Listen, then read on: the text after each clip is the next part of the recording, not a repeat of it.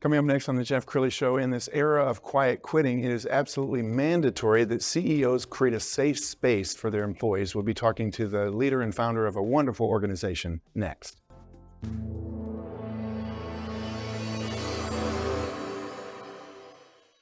Many are predicting that the worst is yet to come, which is unfortunate, said one person here.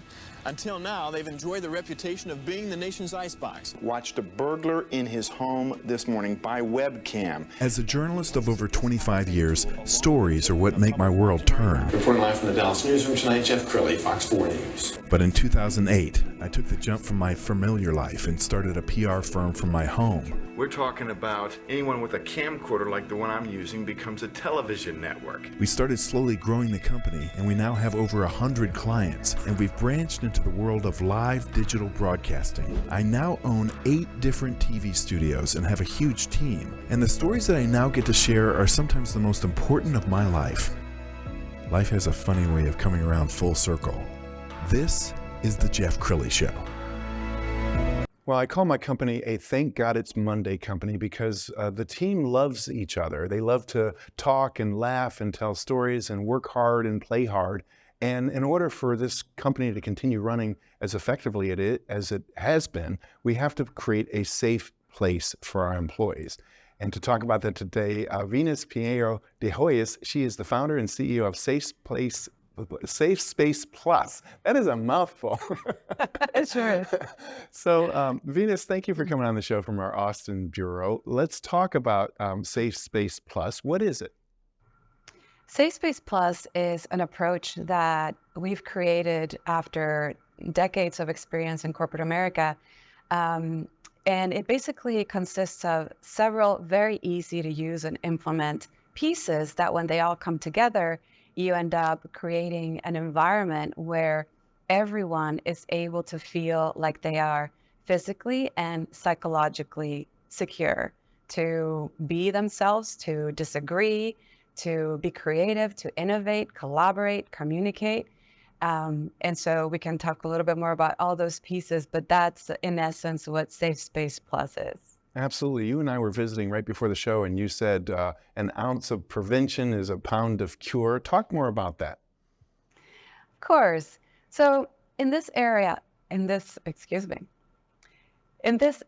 of social media, the risk to organizations from people sharing that something terrible happened without them having the ability to do something about it proactively is very present.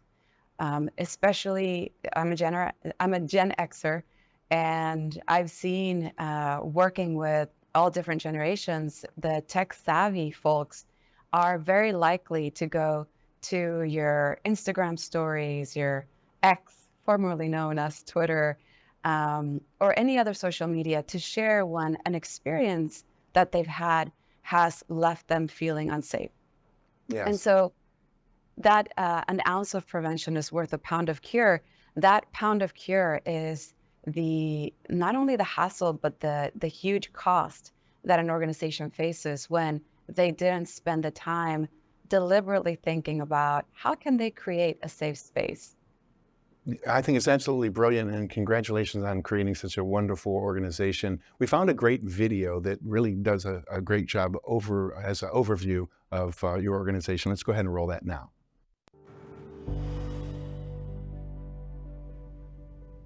Hola a todos. Hello to everyone. I'm Venus Piñeyro, CEO of the Inclusion Plus Institute and the creator of Safespace Plus. Meet my incredible daughter, Andy, a 12-year-old Latina dynamo, wise beyond her years and full of dreams for the future. You probably have someone like her in your life. She and what she stands for are my inspiration and the reason behind Safespace Plus. 29 years ago, I embarked on a journey from Monterrey, Mexico to the United States, leaving domestic violence and the life I knew behind. Fueled by my mother's teachings, the love of learning, and unwavering determination, I carved a path from the ground up, flourishing in tech within Fortune 10 giants while developing my skills as a resilient leader. Last year, a personal experience pushed me to create Safespace Plus, a solution to prevent and address workplace and professional misconduct. Shockingly, 99% of incidents go unreported.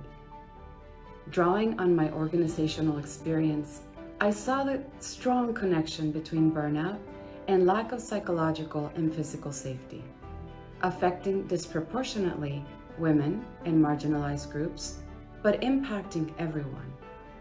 The cost of a disengaged employee is a staggering third of their salary.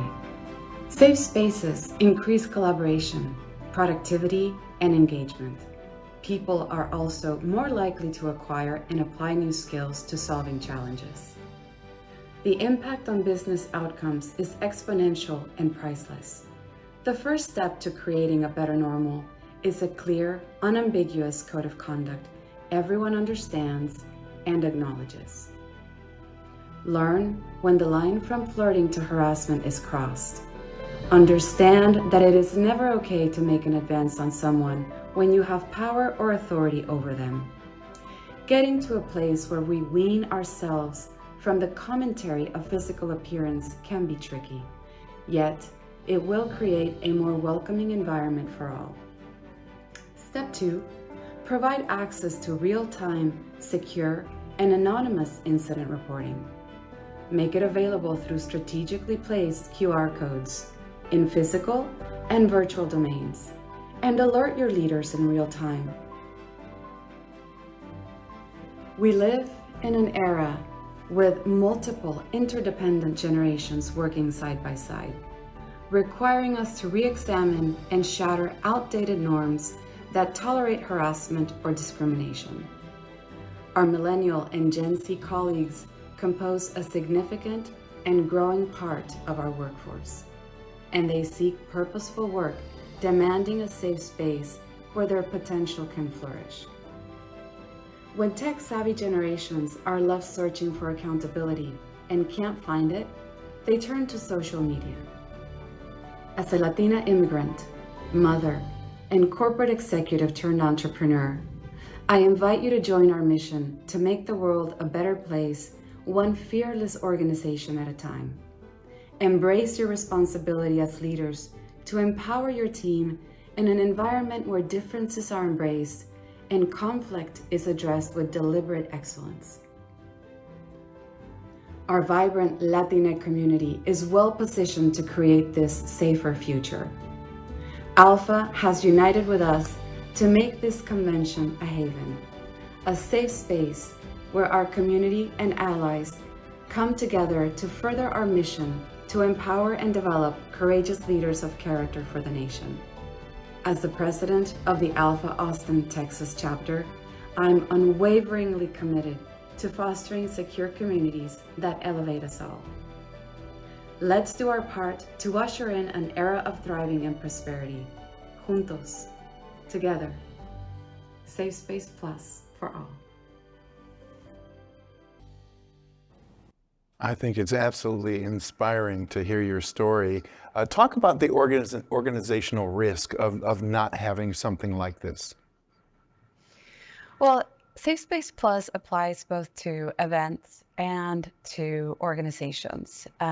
If you are a large organization, you typically have an army of people that have spent their lives ensuring that your values are displayed and everyone can follow them. Now, when that organization puts on an event, and we know that there are dozens, hundreds, thousands, if not millions of events a year, and you have your brand out there, and you don't have eyes and ears everywhere or even at the location, and something does happen.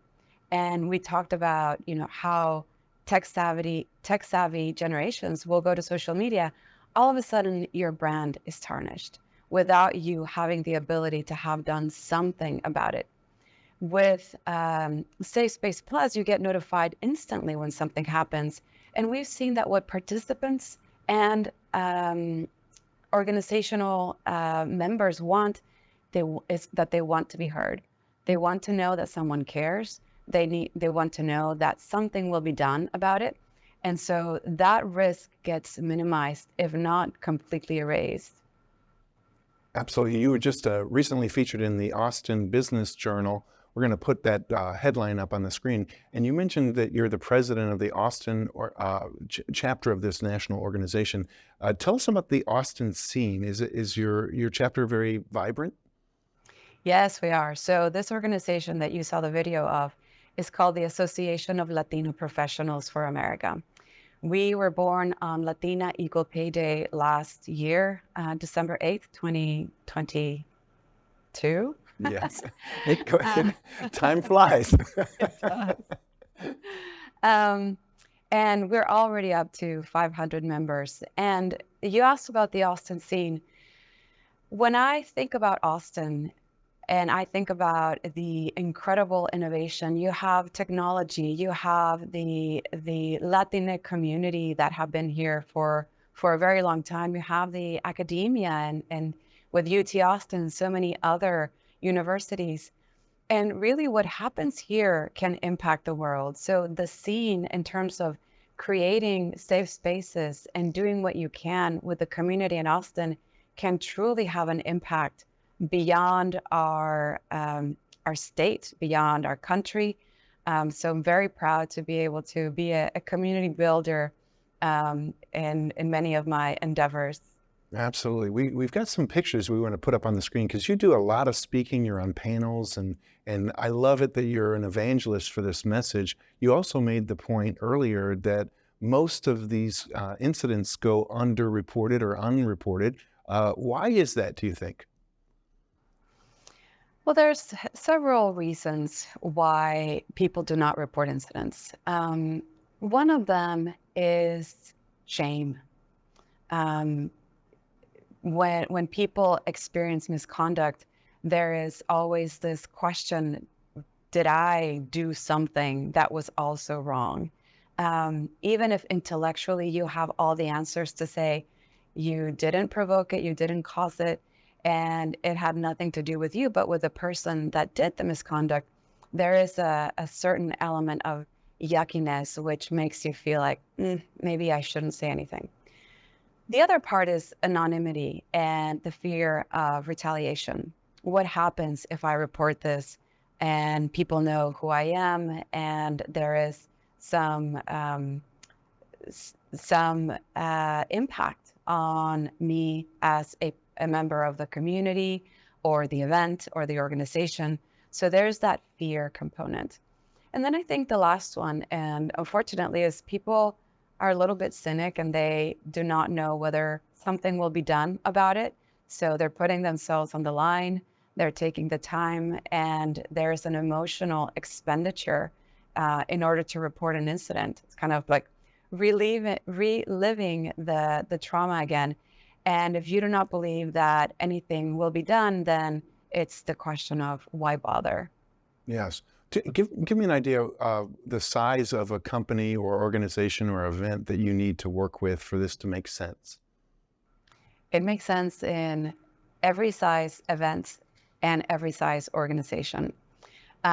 We've been at events with 20 people, 200 people, 2,000 up to 6,000 people. And it really doesn't matter because the things that you do to create a safe space is you make it very clear in order for people to behave well, what you expect from them. And then everyone has access to the reporting mechanism. So it can scale and it can be physical or it can be virtual as well. It doesn't have to be a physical place. Now, for organizations, sometimes people say, well, we have 10,000 employees. We really have a very full department that is in charge of employee relations and HR and legal and this and that. So we don't need a third party.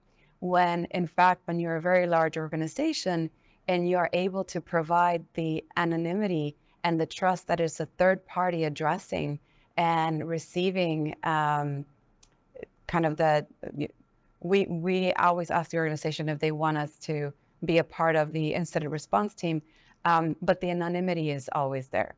And so it doesn't matter how big that organization is, it's very helpful. And when you have organizations that are smaller, that don't have those, full HR, legal, et cetera, departments, then it becomes an incredible tool to help you in creating your safe spaces with a minimum amount of effort and lift on your side. Absolutely. And just one final question. I imagine that just getting this conversation out into the world and companies having this conversation, that helps with people reporting and really understanding that with 4 generations in the workplace, there can be misunderstandings that are not meant to hurt anyone, but just the way generations interact. Can you address that? Yes. So we always talk about the difference between intention and impact. You might be very well intended, and the impact that you have on somebody else could be very damaging. And so when you are having the conversation around creating deliberate safe spaces, then everyone understands that it's not an attack on, you as a fill in the, man, woman, being old, being young. Everyone is expected to behave and in the way that is outlined in the code of conduct. So there is no targeting, and there's always that understanding of we come to these places to interact, to collaborate with the best of intention. And it's okay for us to be talking about this. And it is my hope, you saw in the video, I have a young daughter, and it is my hope that society moves from a place of accepting or sweeping under the rug misconduct to a place where it is proactively addressed. So it's not even experienced, so that for her and for us, all of us that are currently in the workplace, we can always feel like we can contribute our full potential.